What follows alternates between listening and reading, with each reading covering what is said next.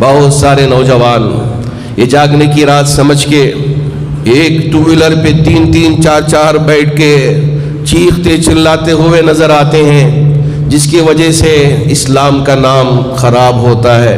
میں بہت ہی ادب کے ساتھ میرے ان نوجوانوں سے کہنا چاہوں گا، یہ کرتب دکھانے کی رات نہیں ہے کہ آپ ویلنگ کریں، یہ چیخنے چلانے کی رات نہیں ہے کہ آپ شور شرابہ کریں، یہ تماشا بنانے کی رات نہیں ہے کہ بہت ساری ہماری نوجوان بیٹیاں راستوں میں نکل کے تماشا بنا کے رکھے۔ یہ رشتے طے کرنے کی رات نہیں ہے کہ آپ اپنے رشتوں کو اس رات میں باہر نکل کے بازاروں میں رشتے طے کریں، یہ وہ رات نہیں ہے، یہ عبادت کرنے والی رات ہے۔ جاگنے کا مطلب یہ ہے کہ ہم نماز میں، توبہ و استغفار میں، ذکر میں، قرآن کی تلاوت میں، تہجد میں، استغفار میں اپنا وقت صرف کریں۔ اللہم صلی علی محمد وعلی آل محمد۔ الحمد للہ رب العالمین والصلاة والسلام علی سید الانبیاء والمرسلین محمد وآلہ واصحابہ اجمعین، اما بعد فاعوذ باللہ من الشیطان الرجیم، بسم اللہ الرحمن الرحیم۔ انا انزلناہ فی لیلۃ القدر وما ادراک ما لیلۃ القدر لیلۃ القدر خیر من الف شہر تنزل الملائکۃ والروح فیہا بإذن ربہم من کل امر سلام ہی حتی مطلع الفجر۔ صدق اللہ مولانا العظیم۔ بزرگان محترم، اللہ کا بے پناہ شکر کہ اس رب ذوالجلال نے ہمارے لیے رمضان کا بابرکت مہینہ عطا فرمایا، جو برکتوں والا مہینہ ہے، رحمتوں والا مہینہ ہے، نیکیوں کو حاصل کرنے والا مہینہ ہے۔ یقیناً اس مہینے کا پہلا عشرہ رحمتوں کو سمیٹنے والا تھا تو ہم سے وہ رخصت ہوا، دوسرا عشرہ مغفرت کا عشرہ تھا وہ بھی ہم سے رخصت ہوا، اور یہ تیسرا عشرہ رب ذوالجلال نے ہماری گردنوں کو جہنم کی آگ سے آزاد کرانے کے لیے عطا فرمایا ہے۔ اللہ کرے کہ ہم میں سے ہر ایک کی گردن جہنم کی آگ سے آزاد ہو جائے۔ یقیناً یہ مہینہ ہمارے لیے بہت بڑا انعام ہے، اور اس مہینے کے آخری عشرے کے سلسلے میں میرے آقا تاجدار مدینہ احمد مصطفیٰ محمد مجتبیٰ صلی اللہ علیہ وسلم یہ ایک عمل اعتکاف کا فرمایا کرتے تھے، اسی لیے اعتکاف کو سنت مؤکدہ علی فرض الکفایہ کہا گیا کہ آخری عشرے کا اعتکاف میرے آقا تاجدار مدینہ احمد مصطفیٰ محمد مجتبیٰ صلی اللہ علیہ وسلم پوری پابندی کے ساتھ اعتکاف فرمایا کرتے تھے۔ اسی لیے اس کو فرض الکفایہ، جیسے جنازے کی نماز اگر ایک آدمی بھی پڑھ لیتا ہے تو تمام کے طرف سے یہ فرض ادا ہو جاتا ہے، لیکن اگر کسی نے ادا نہیں کیا تو پوری بستی والے، پورے محلے والے گنہگار ٹھہرائیں گے۔ اسی طرح اعتکاف میں اگر مسجد میں کوئی ایک شخص بھی بیٹھ جاتا ہے تو پورے محلے والوں کے طرف سے یہ فرض ادا ہو جائے گا، اور اگر کوئی نہ بیٹھے تو ایسی صورت میں پوری آبادی، پورے محلے والے گنہگار ٹھہرائیں گے۔ اللہ کا شکر ہے کہ ماشاءاللہ ہماری مساجد میں بہت سارے احباب اعتکاف میں بیٹھتے ہیں تاکہ اللہ کا قرب حاصل کریں اور اللہ سے اپنی نسبت کو مضبوط سے مضبوط ترین کرتے رہیں۔ رات کی تنہائی میں اٹھیں، خوب عبادت جم کے کریں، پوری انسانیت سوئی ہوئی ہوگی، اس وقت اللہ کے گھر میں رونا، پلانا اور سسکنا اور اللہ رب ذوالجلال کو منانے کی کوشش کرنا، یہی وہ اعمال ہیں جس سے اللہ رب ذوالجلال کی رضا اور اس کی خوشنودی حاصل کرنے کے لیے ذریعہ بن جاتی ہیں۔ یقیناً یہ احباب ہمارے لیے دعا کریں گے، اور مختلف احباب بھی اپنے اپنے طور پہ تہجد کی نماز ادا کر کے راتوں میں اللہ کی بارگاہ میں دعا کریں گے، اللہ کا قرب حاصل ہوگا، اللہ رب ذوالجلال ہم سے راضی ہوں گے۔ بس جن احباب کو بھی اللہ نے یہ توفیق بخشی ہے بہت مبارکباد کے قابل ہیں، اور جنہوں نے یہ اعتکاف نہیں کر سکا اپنی مصروفیات کی وجہ سے، اللہ رب ذوالجلال ان کی وجہ سے سب کے لیے اجر و ثواب مرتب فرمائے۔ یہ جو آخری عشرہ ہے، اس آخری عشرے میں یہ اس لیے کہ یہ 10 دن ہیں، یہ 10 دن بہت ہی امپورٹنٹ ہیں، بہت ضروری ہیں عبادت کے طور سے۔ اب ان 10 دنوں میں اللہ رب ذوالجلال نے طاق راتیں عطا فرمائی، اور یہ طاق راتوں میں ایک رات وہ ہے جو شب قدر کہلائے گی، اور شب قدر کے سلسلے میں میرے آقا تاجدار مدینہ احمد مصطفیٰ محمد مجتبیٰ صلی اللہ علیہ وسلم پر ایک مکمل صورت رب ذوالجلال نے اتار دیا، اور اس کی قدر اور اس کی فضیلت کو بیان فرمایا، اس لیے کہ یہ جو طاق راتیں ہیں یہ 21ویں رات ہوگی یا 23ویں رات جو آج کی رات انشاءاللہ ہوگی، اور اس کے بعد 25ویں رات ہوگی، اور اس کے بعد انشاءاللہ 27ویں شب ہوگی، اور اس کے بعد انشاءاللہ 29ویں شب۔ یہ 5 راتیں طاق راتیں کہلاتی ہیں، اور ہمارے یہاں دوسری طاق رات آج کی رات ہے۔ تو اس رات کو بھی بندگان مومنین کو چاہیے کہ وہ عبادت کا اہتمام کریں۔ کس لیے؟ تاکہ ہم کو شب قدر مل جائے، اس لیے کہ شب قدر کی بڑی فضیلتیں ہیں۔ اگر ایک رات مل جاتی ہے تو کتنی عبادت کرنے کا اللہ رب ذوالجلال اجر و ثواب عطا کرتے ہیں۔ ذرا سورہ قدر میں ہم پڑھ لیں اور سمجھنے کی کوشش کریں کہ یہ رات کتنی عظیم ہے اور کتنی فضیلتوں والی ہے۔ اللہ رب ذوالجلال ارشاد فرماتے ہیں، انا انزلناہ فی لیلۃ القدر، اے میرے نبی یقیناً یہ رات اتنی عظمتوں والی ہے، اتنی فضیلتوں والی ہے، اتنی اجر و ثواب کی حامل ہے کہ ہم نے قرآن مجید کو اس مقدس رات میں اتار دیا۔ انا انزلناہ فی لیلۃ القدر، یہ لیلۃ القدر میں ہم نے قرآن کو اتارا ہے، اس لیے کہ میرے آقا تاجدار مدینہ احمد مصطفیٰ محمد مجتبیٰ صلی اللہ علیہ وسلم تمام نبیوں میں امام الانبیاء کہلاتے ہیں، اور ہمارے تمام نبیوں میں آپ رحمت للعالمین کہلاتے ہیں۔ جی ہاں، اللہ رب ذوالجلال نے آپ کو بعد از خدا بزرگ تو یہ قصہ مختصر کا مقام و مرتبہ عطا فرمایا ہے، ایک تو نبی، اور دوسرا یہ ہے کہ آپ کو بطور معجزے کے قرآن عطا کیا کہ یہ قرآن امت کے لیے ہدایت ہے اور متقیوں اور پرہیزگاروں کے لیے راستہ بتانے والی کتاب ہے۔ اور وہیں اللہ رب ذوالجلال نے اس کتاب کو شب قدر میں اتار کے اس رات کی عظمتوں کو دو بالا کر کے بتلا دیا کہ یہ بڑی عظمتوں والی رات ہے، بڑی یعنی بہت رحمتوں والی رات ہے، فضیلتوں والی رات ہے۔ فرمایا اللہ رب ذوالجلال نے، انا انزلناہ فی لیلۃ القدر وما ادراک ما لیلۃ القدر۔ اللہ رب ذوالجلال کا ایک طریقہ ہے کہ اگر کوئی چیز سمجھانا چاہتے ہیں تو سوالیہ انداز میں پوچھتے ہیں، وما ادراک ما لیلۃ القدر، آپ کو پتہ ہے کہ یہ لیلۃ القدر کیا ہے؟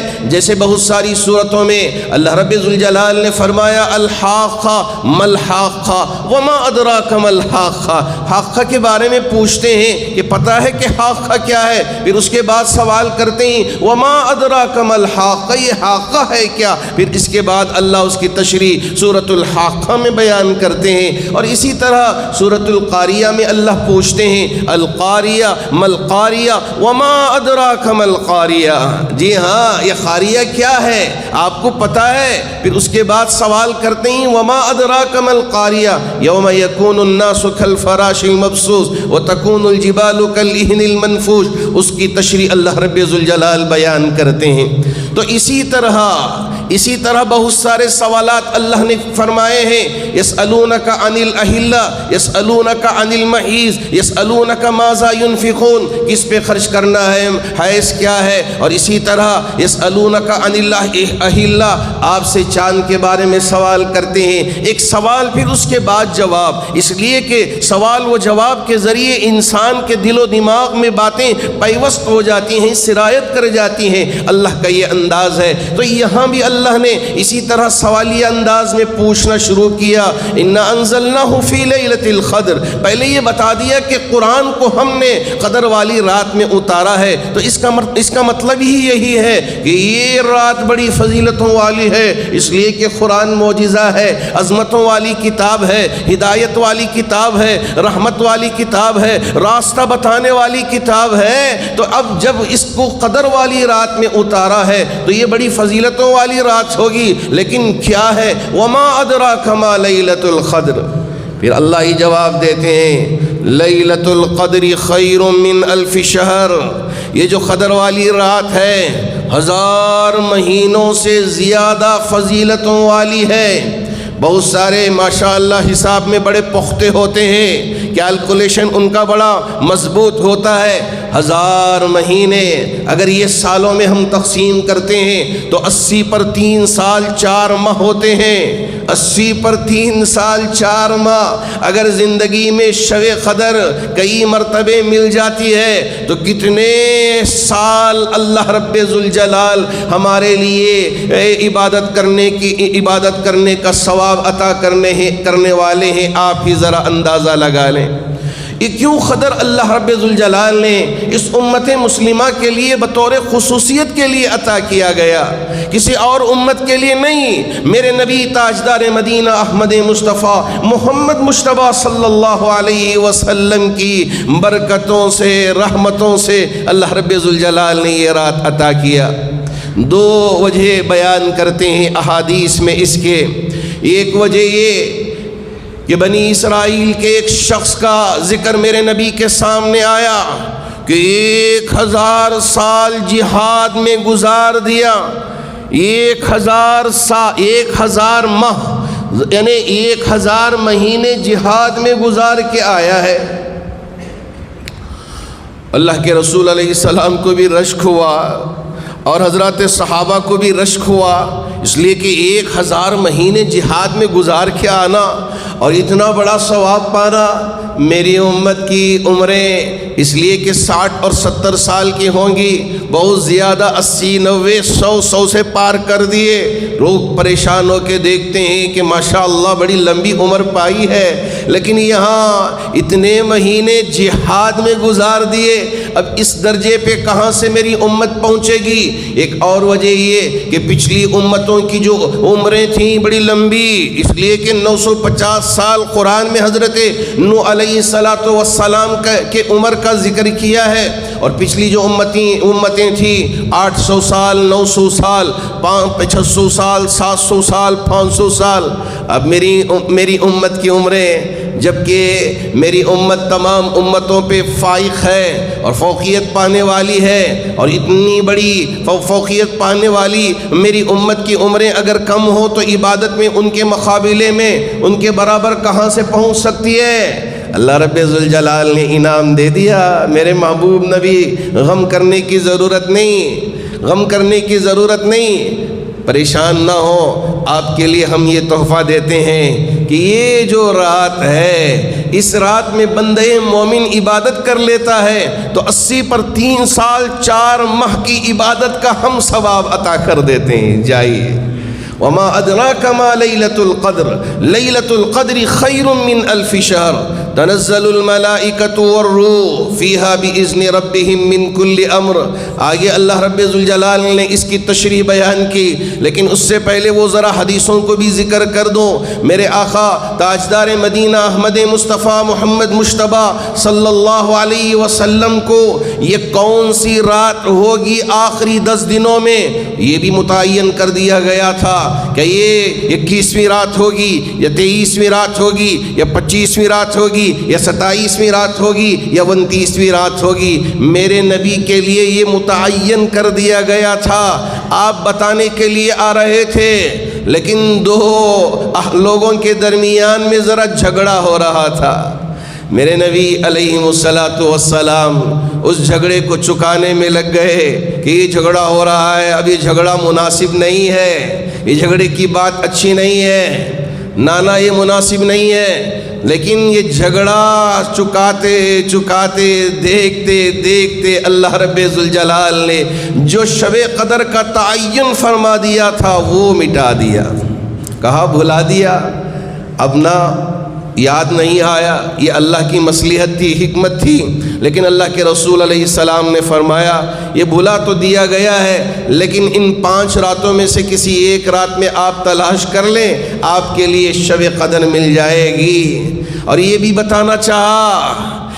بتانا چاہا کہ دیکھیے جھگڑے کتنی محرومی کا سبب بن جاتے ہیں۔ نیکیاں پانے کا ایک زرین موقع تھا، لیکن کیا کریں، جھگڑے نے ہمارے لیے پریشانی میں ڈال دیا۔ آج بہت ساری جماعتیں جھگڑتی ہیں۔ ابھی کل ہی قادریہ میں کسی میٹنگ کے لیے جانا ہوا تھا، وہاں احباب نے مجھ سے ذکر کیا کہ دیکھیے گزشتہ سال یہاں اعتکاف میں بیٹھ کے 2 جماعتوں میں جھگڑے ہو گئے، لڑائی پنچایتیں، اور یہاں تک کہ مسجد کا بھی ادب و لحاظ نہیں۔ بہت ساری مسجدوں سے مجھے رپورٹس آتی ہیں اور وہاں کی باتیں میرے پاس لوگ پہنچاتے ہیں اور کہتے ہیں کہ مولانا اعتکاف میں بھی بیٹھ کے لوگ لڑ رہے ہیں، کیا کریں۔ اور مسجدوں کے جھگڑے کہ مجھے صدر چاہیے، مجھے متولی شپ چاہیے، میں اس کا سیکریٹری بننا چاہتا ہوں۔ اب پتہ نہیں کہ اس میں کیا ہے، خدمت کی جگہ میں کوئی اور مقصد ہو، تو ایسی صورت میں اسے پانے کے لیے اسے حاصل کرنے کے لیے لڑائی جھگڑے شروع ہو جاتے ہیں۔ جبکہ میرے نبی نے فرمایا کہ یہ جو پہلی صف ہے اس میں نماز پڑھنے والوں کے لیے سب سے زیادہ ثواب ملے گا۔ یہاں نماز پڑھنے کے لیے اور مسجد میں آ کے نماز ادا کریں گے تو 27 گنا ثواب، اور یہ رمضان میں جماعت کے ساتھ ادا کرتے ہیں تو یہ ثواب کتنا زیادہ ہو جاتا ہے، آپ ہی ذرا اندازہ لگا لیں۔ اس میں تو دوڑ لگانا چاہیے تھا کہ چلیے ہم نماز پڑھنے میں ذرا سبقت کرتے ہیں، ہم ایک دوسرے پہ آگے کر کے ہم نماز ادا کریں گے جماعتوں کے ساتھ، یہ شوق ہونا چاہیے۔ لیکن یہاں ان چیزوں کو لے کے ہم جھگڑنا شروع کر دیں۔ یاد رکھیں یہ مسجد کی ایک ایک پائی یہ امانت ہے، اس میں خیانت نہیں کیا جا سکتا، اس میں کسی طرح سے دغا نہیں کیا جا سکتا، دھوکہ نہیں دیا جا سکتا۔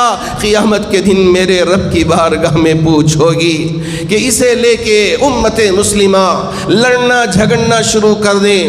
وقف بورڈ کا عملہ مجھے کہتے رہتا ہے کہ حضرت یہاں ہم سوچتے ہیں کہ کیسے مسلمانوں کو ترقی کی طرف لے کے آئیں اور کیسے مسلمانوں کی حالت کو ذرا اچھی کرنے کی کوشش کریں، لیکن کیا کریں کہ پورا وقت مسجد کی کمیٹیوں کے بنانے میں اور ان کے جھگڑوں کے ختم کرنے میں ختم ہو جاتا ہے۔ اب ہم کو کہاں سوچنے کے لیے موقع ملے گا کہ چلیے ذرا ہم لوگوں کی ترقی کے لیے سوچیں گے، لوگوں کی ترقی کے لیے، امت مسلمہ کے لیے، نوجوان بچوں کی ترقی کے لیے، ہماری اولاد کی ترقی کے لیے سوچنے کے لیے وقت ہی نہیں ملتا، اس لیے کہ لڑائی جھگڑوں نے ہمیں جکڑ کے رکھا ہے، ہمیں پھانس کے رکھا ہے، اس لیے ہم اس سے نکل ہی نہیں پا رہے۔ کاش کہ امت مسلمہ سمجھ جاتی کہ یہ عہدہ کوئی بڑی بات نہیں ہے، اصل عہدہ میرے رب کی بارگاہ میں ہے، میرے رب کی بارگاہ میں ہے۔ اگر ہم وہاں کامیاب و کامران ہو جائیں، اس سے بڑھ کر کوئی اور چیز نہیں ہے۔ وہاں اگر ہم کو رتبہ مل گیا، ہم اللہ کے منظور نظر ہو گئے اور اللہ رب ذوالجلال ہم سے یوں کہے اے میرے بندے جا، میں تجھ سے راضی ہو گیا، میں تجھ سے خوش ہو گیا، اس سے بڑا انعام کوئی اور نہیں ہو سکتا۔ ہم اور آپ سب مل کے اسے پانے کی دوڑ لگائے کہ میرا رب ہم سے راضی ہو جائے، میرا رب ہم سے خوش ہو جائے، ناراض نہ ہو، دھتکار نہ دے، جا میں تجھ سے ناراض ہوں، تو غلط کام کر کے آیا ہے، تو مال لوٹ کے آیا ہے، مسجد کا بھی احترام نہیں کیا اور مدرسے کا بھی احترام نہیں کیا، قیامت کے دن اللہ ہمیں دھتکار نہ دے۔ اس لیے ان جھگڑوں میں پڑے بغیر امت میں اتحاد لانے کی فکر کیا کریں۔ تاکہ یہ امت مسلمہ ہے، میرے نبی کی امت ہے، اس لیے کہ یہ امت بہترین امت ہے۔ اللہ رب ذوالجلال نے اس کی قرآن میں تعریف فرمائی ہے، کنتم خیر امت اخرجت للناس تأمرون بالمعروف وتنہون عن المنکر، اور اس امت کی یہ تعریف فرمائی ہے کہ تعاونوا علی البر والتقوی ولا تعاونوا علی الاثم والعدوان کی یہ بات کہی ہے اس امت کے بارے میں کہ نیکیوں میں یہ ایک دوسرے کی مدد کرتے ہیں، غلط کاموں میں، لڑائی جھگڑوں میں، برائیوں میں کبھی یہ ایک دوسرے کا ساتھ نہیں دیتے۔ لیکن اگر ہم ایک دوسرے کے گریبان کو پکڑنے لگ جائے، ایک دوسرے کو نیچا دکھانے کی فکر کرنے لگ جائے، ایک دوسرے کی برائی بیان کرنے میں ہم پڑ جائیں، ہماری یہ زندگی برباد ہو جائے گی۔ جبکہ یہ مقدس راتیں اللہ رب ذوالجلال نے ہمارے لیے عطا فرمایا ہے کہ یہ راتیں کیا ہیں، اس میں کیا عطا کرنے والا ہے۔ تنزل الملائکۃ والروح فیہا بإذن ربہم من کل امر۔ میرے رب کا انداز دیکھیے کہ یہ جو فرشتوں کی جماعت حضرت جبرائیل امین لے کے آتے ہیں، حضرت جبرائیل امین کیپٹن بن کے، سردار بن کے یہ دنیا میں آتے ہیں اللہ رب ذوالجلال کے حکم سے۔ جبرائیل امین اپنے طور پہ نہیں، جی ہاں میرا رب بھیجتا ہے، جاؤ جاؤ۔ تنزل الملائکۃ والروح، روح حضرت جبرائیل امین کا اشارہ یہاں کیا گیا ہے۔ فیہا باذن ربہم، میرے رب کے حکم سے فرشتوں کی اتنی جماعت آئے گی۔ اسی لیے قدر کے معنوں میں جو ایک معنی یہ لکھا گیا ہے کہ تنگی کو کہتے ہیں قدر۔ ایک عزت کے معنی میں قدر ہے، فضیلت کے معنی میں قدر ہے، ایک معنی تنگی کا معنی ہے۔ تنگی کس طور پہ؟ محدثین لکھتے ہیں کہ اتنے فرشتے آئیں گے، اتنے فرشتے آئیں گے کہ اتنے فرشتے ہوں گے کہ انسانوں کے لیے زمین پہ قدم رکھنا مشکل ہو جائے گا۔ کیا کریں گے فرشتے آ کے؟ یہ بندگان مومن عبادت کر رہے ہوں گے، نماز پڑھ رہے ہوں گے، رب کی بارگاہ میں دعا کر رہے ہوں گے، اے میرے رب یہ تیرے بندے نماز میں لگے ہیں، ان کی مغفرت فرما دے، ان کی مغفرت فرما دے، ان کے لیے جو انعام آپ دینا چاہتے ہیں، انعام نوازنا چاہتے ہیں، آپ وہ انعام نواز دیجئے نا۔ اللہ رب ذوالجلال سے گزارش کرتے ہیں۔ جی ہاں، فرشتے آ کے ہمارے حق میں مغفرت کی دعا کرتے ہیں، اس سے بڑھ کر اور ہم کو کیا چاہیے؟ ہمیں پتہ بھی نہیں ہے، جی ہاں ہمیں پتہ بھی نہیں ہے، احساس بھی نہیں ہے کہ اس وقت ہمارے درمیان میں کتنے فرشتے ہیں، اس کا ادراک ہم کو نہیں ہے، اس کی سمجھ نہیں ہے، ہماری آنکھوں میں اتنی قوت اور طاقت نہیں ہے کہ ہم ان نورانی مخلوق کو دیکھ سکیں، فرشتوں کو محسوس کر سکیں۔ اللہ فرماتا ہے تنزل الملائکہ والروح فیہا باذن ربہم من کل امر۔ جی ہاں، یہ فرشتے تہجد پڑھنے والوں کے لیے آمین کہتے ہیں۔ کوئی دعا کر رہا ہے بندے مومن تو اس کی دعا پہ آمین کہتے ہیں۔ کوئی استغفار کر رہا ہے، اس کے استغفار کی قبولیت کے لیے دعا کرتے ہیں۔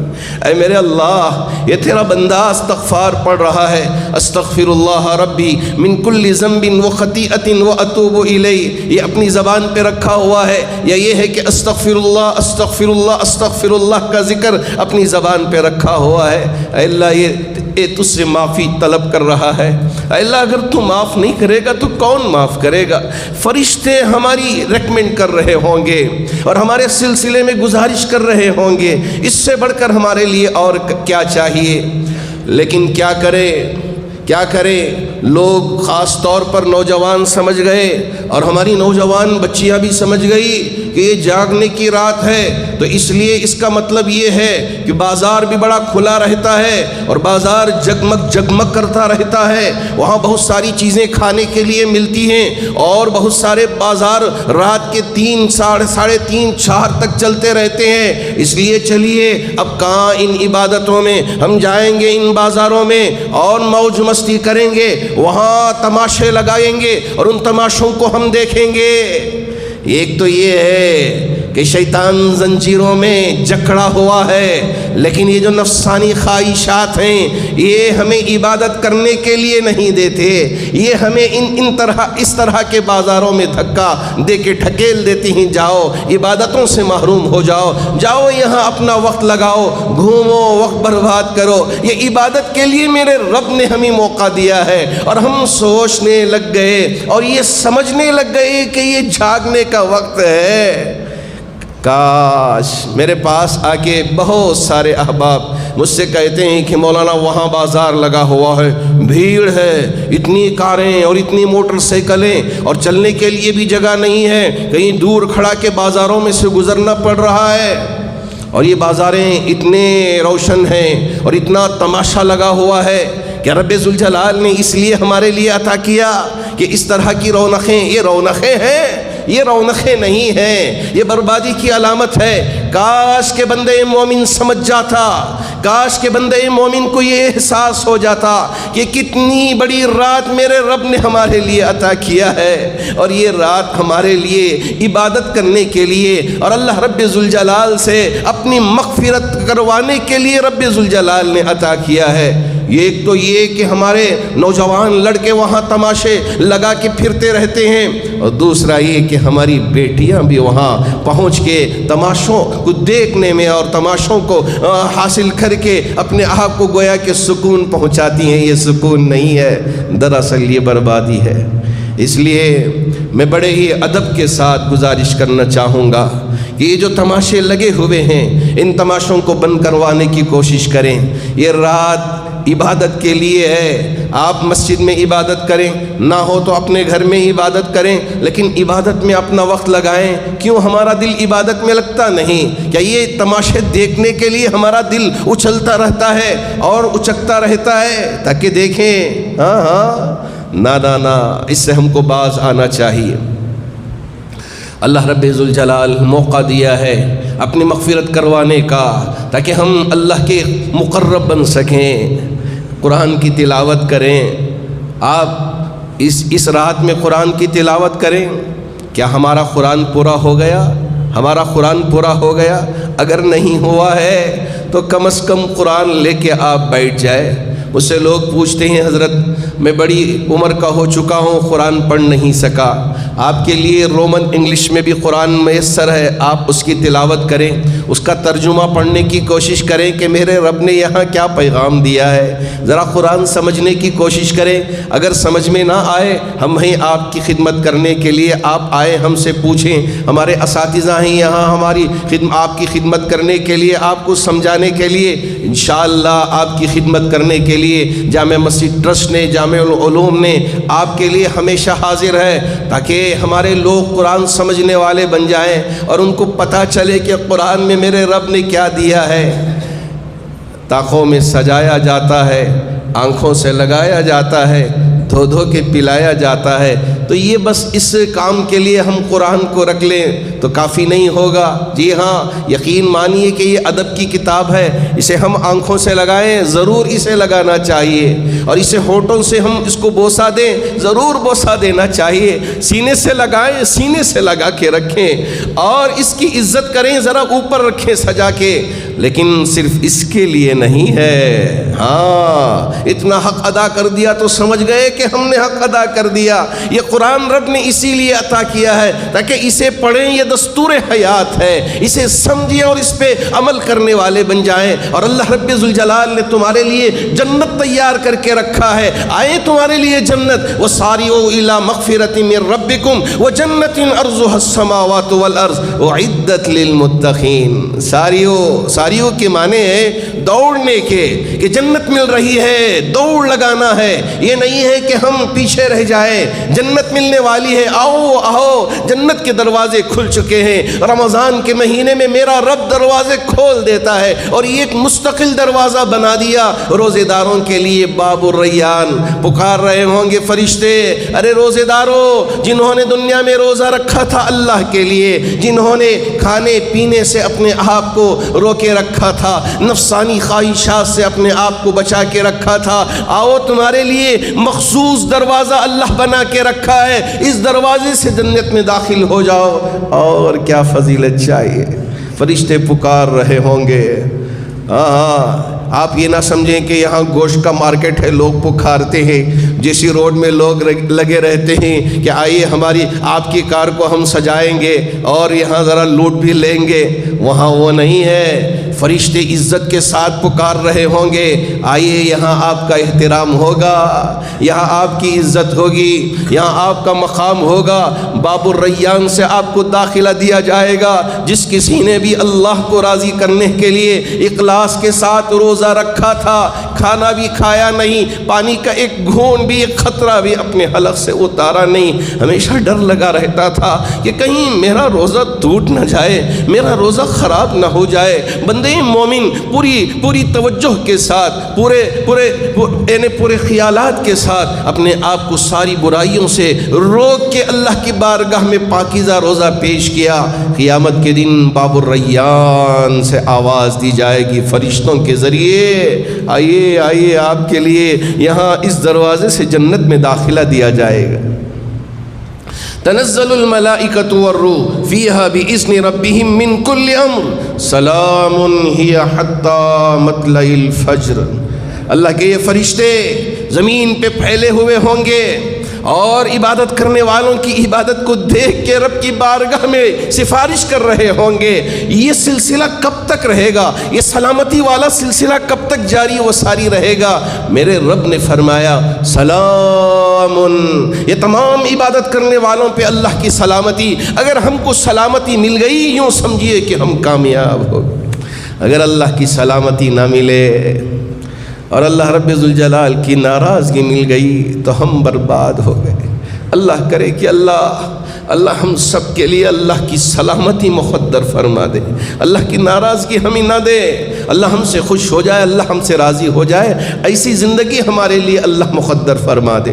یہ حتی مطلع الفجر، یہ صبح صادق تک فرشتوں کا یہ ازدحام، اتنی کثرت سے فرشتے زمین پہ پھیلے ہوئے ہوں گے اور یہ سارا نظام نورانی مخلوق کا پھیلا ہوا ہوگا۔ جیسا کہ غزوہ بدر میں حضرات صحابہ کی مدد کے لیے میرے رب نے وہاں تو 300 فرشتے یا 3000 فرشتے یا 5000 فرشتوں کا ذکر کیا ہے، 3,000 یا 5,000 کا ذکر کیا ہے، لیکن یہاں 3000 5000 نہیں، 3000 فرشتے اتر گئے، 5000 فرشتے اتر گئے۔ میرے رب نے خوشخبری سنا دیا، وَلَقَدْ نَصَرَكُمُ اللَّهُ بِبَدْرٍ وَأَنْتُمْ أَذِلَّةٌ، تم کمزور تھے، میں نے تمہاری مدد کی۔ کیسے؟ فرشتوں کی جماعت بھیج کے۔ اللہ رب ذوالجلال اتنے فرشتوں کو نبی کی امت کے لیے بھیج رہا ہے۔ ارے آپ کامیابی حاصل کر لو، آپ عبادت کر لو، آپ کی عبادت پہ میرے فرشتے آمین کہیں گے اور تمہارے لیے مغفرت کی دعائیں کریں گے، تو اس لیے ذرا لوٹ لو نا، ثواب حاصل کر لو نا۔ اللہ کرے کہ اللہ مجھے بھی سمجھنے کی توفیق عطا فرمائے اور آپ میں سے ہر ایک کو بھی۔ بہت سارے نوجوان یہ جاگنے کی رات سمجھ کے ایک 2 ویلر پہ 3 4 بیٹھ کے چیختے چلاتے ہوئے نظر آتے ہیں، جس کی وجہ سے اسلام کا نام خراب ہوتا ہے۔ میں بہت ہی ادب کے ساتھ میرے ان نوجوانوں سے کہنا چاہوں گا، یہ کرتب دکھانے کی رات نہیں ہے کہ آپ ویلنگ کریں، یہ چیخنے چلانے کی رات نہیں ہے کہ آپ شور شرابہ کریں، یہ تماشا بنانے کی رات نہیں ہے کہ بہت ساری ہماری نوجوان بیٹیاں راستوں میں نکل کے تماشا بنا کے رکھے۔ یہ رشتے طے کرنے کی رات نہیں ہے کہ آپ اپنے رشتوں کو اس رات میں باہر نکل کے بازاروں میں رشتے طے کریں، یہ وہ رات نہیں ہے، یہ عبادت کرنے والی رات ہے۔ جاگنے کا مطلب یہ ہے کہ ہم نماز میں، توبہ و استغفار میں، ذکر میں، قرآن کی تلاوت میں، تہجد میں، استغفار میں اپنا وقت صرف کریں۔ اللہ کرے کہ اللہ یہ مجھے بھی سمجھ عطا کر دے اور آپ میں سے ہر ایک کو بھی یہ ساری باتیں سمجھ کر اس پر عمل کرنے کی طاقت و توفیق عطا فرمائے۔ اللہ رب ذوالجلال یہ جو مخصوص راتیں ہمارے لیے عطا کر رہے ہیں، ان مخصوص راتوں کو، یہ جو طاق راتیں ہمارے لیے عطا کیے ہیں اور اس میں سے شب قدر عطا کرنے والے ہیں، اللہ ہمیں عطا کر دے، اللہ ہم کو محروم نہ کرے، اللہ اپنا مقرب بنا لے، اپنا مقرب بنا لے۔ بس یہ ایک ہی گزارش ہے کہ قیامت کے دن جنت الفردوس میں نبی کی معیت میں، نبی کے جوار میں، نبی کے پڑوس میں ہم میں سے ہر ایک کو جگہ عنایت فرما دے۔ محترم حاضرین گرامی، ماشاءاللہ اللہ کا شکر ہے کہ ہمارے بہت سارے احباب، جی ہاں، یہاں اللہ کے گھر کی خدمت کرنے کے لیے اپنا وقت لگا رہے ہیں، یہاں کی ضرورتوں کے لیے ہماری ان چادروں میں ڈال کے جا رہے ہیں۔ مجھے ہمیشہ یاد آتی ہے وہ بات کہ ایک مرتبہ حضرت مولانا ریاض الرحمن صاحب علیہ الرحمہ نے اعلان کیا تھا کہ ہاں، ان اللہ اشترى من المؤمنین انفسهم واموالهم بان لهم الجنہ، اللہ نے تمہاری جان کو بھی اور تمہارے مال کے بدلے میں یعنی جنت عطا کرنے کا وعدہ فرمایا ہے، خرید لیا ہے۔ یہ الفاظ ہیں، تمہاری جان کو بھی خرید لیا، تمہارے مال کو بھی خرید لیا، جنت کے بدلے میں جنت عطا کرنے والے ہیں۔ مجھے ایک کیس آفیسر صاحب نے فون کیا اور کہا تھا کہ مولانا میرے باپ کا انتقال ہو گیا ہے، ہم سب کی خواہش ہے، ہمارے گھر والوں کی خواہش ہے کہ آپ نماز جنازہ پڑھائیں۔ تو میں نماز جنازہ پہ پہنچا اور پوچھا کہ کیا نسبت تھی آپ کی والد کی جامع مسجد سے؟ تو انہوں نے کہا ہر جمعہ ماشاءاللہ بغیر ایک جمعہ بھی ترک کیے چھوڑے جامع مسجد میں ہی پہنچ کے میرے باپ جمعے کی نماز ادا کرتے تھے۔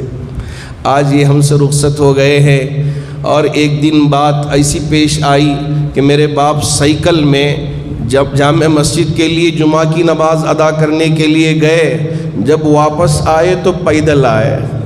میں نے میرے باپ سے پوچھا ابا کیا ہوا، سائیکل کہاں گئی، چوری تو نہیں ہو گئی، کہیں کوئی اٹھا کر تو نہیں لے کے گیا؟ باپ نے جو جواب دیا اور وہ صاحب نے مجھے جو کہا، آج بھی میرے کانوں میں وہ بات گونج رہی ہے۔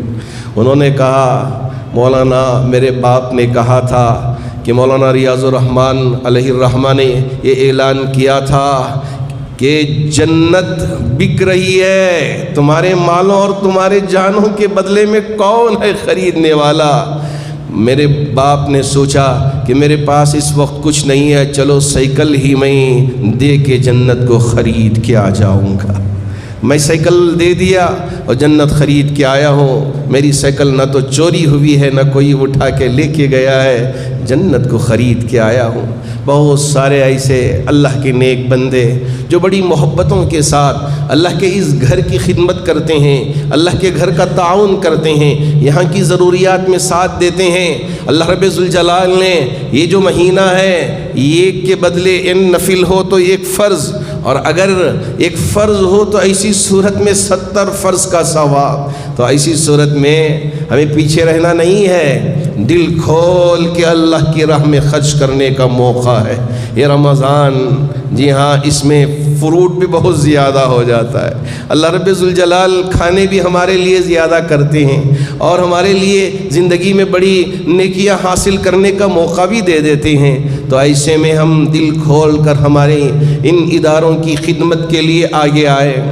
اگر اب بھی ہم پیچھے رہ جائے، یہ مناسب معلوم نہیں ہوتا، بند مٹھیاں چادروں میں ڈال کے جائیں۔ انشاءاللہ اگر اللہ نے مجھے بھی توفیق دی تو میں بھی آپ کے ساتھ برابر کا شریک رہوں گا۔ ہم سب مل کے اللہ کے گھر کے ان کاموں میں تعاون کریں، اس لیے کہ یہ ادارہ بڑا ادارہ ہے۔ میں نے آپ سے کہا کہ ماشاءاللہ یہاں یہ حفظ کا بھی نظام ہے، ناظرے کا نظام ہے، اور اسی طرح عالمیت کا شعبہ چل رہا ہے، اسی طرح بچیوں کے حفظ کا نظام ہے، بچیوں کی تربیت کے لیے 2 سالہ کورس کا نظام ہے۔ پھر اس کے بعد ہمارے جو بڑے لوگ ہیں جو قرآن پڑھ نہیں سکے، ان کے لیے عشاء کی نماز کے بعد تعلیم کا نظام، تعلیم بالغان کا نظام، اس کے بعد ماشاءاللہ نرسری سے لے کر BCA BCom تک کا نظام، لڑکیوں اور لڑکوں کے لیے الگ الگ، اور اس کے ساتھ ساتھ ہمارے وہ حافظ بچے جو انگریزی تعلیم حاصل کر نہیں پائے، تو ان حفاظ کے لیے دارالقرآن کا انعقاد عمل میں آیا. وہاں ہمارے یہ بچے ماشاءاللہ یہ تعلیم پا رہے ہیں، ایگزام چل رہے ہیں 10ویں جماعت کے، یا نہیں وہ اس بورڈ کے ذریعے ہمارے بچے لکھنے کے لیے جا رہے ہیں. ابھی فرسٹ PUC کا رزلٹ آیا. ہمارے پرنسپل کل میرے پاس آ کے کہا کہ بہت اچھا بچے یہ پرفارمنس کر رہے ہیں. اب تک یہ اردو میں پڑھے تھے SSLC کو، اب یہ فرسٹ PUC کو انگریزی میڈیم سے پڑھ کے بہت اچھا انہوں نے لکھا ہے. مجھے بھی دیکھ کے تعجب ہوا، ان کی ہینڈ رائٹنگ اور ان کے آنسرز دیکھ کے مجھے بڑی خوشی بھی ہوئی ہے. بہت سارے بچے امتیازی اعلیٰ کامیابی حاصل کیے ہیں. اللہ کا شکر ہے کہ یہ آپ سب کی توجہات کا، دعاؤں کا نتیجہ ہے. ہم یہی چاہتے ہیں کہ ہمارے بچوں کے سینے میں قرآن ہو اور یہ ملک کی خدمت کریں، قوم کی خدمت کریں، انسانیت کی خدمت کریں اور اچھے عہدوں پہ پہنچ کر اور اچھی سیلری بھی ملے، اور ساتھ ساتھ ان کے اندر ملک کی خدمت کا، دین کی خدمت کا، اسلام کو پھیلانے کا جذبہ ان کے اندر پیدا ہو. یہی جذبہ دے کے ہم یہاں سے ان کو رخصت کرنے کی کوشش کرتے ہیں. اللہ کرے کہ اللہ رب ذوالجلال آپ کے اس تعاون کو قبول فرما کر ہماری اولاد و آفاق کی حفاظت فرمائے، اور جو بیمار ہیں انہیں شفا عطا فرمائے، جو پریشان حال ہیں ان کی پریشانیوں کو دور فرمائے، جو قرض میں مبتلا ہیں ان کے قرض کی ادائیگی کی شکلیں و صورتیں پیدا فرمائے، جو مرحومین دنیا سے رخصت ہو چکے ہیں تمام مرحومین کی بھرپور مغفرت فرمائے. آمین. وآخر دعوانا ان الحمد للہ رب العالمین.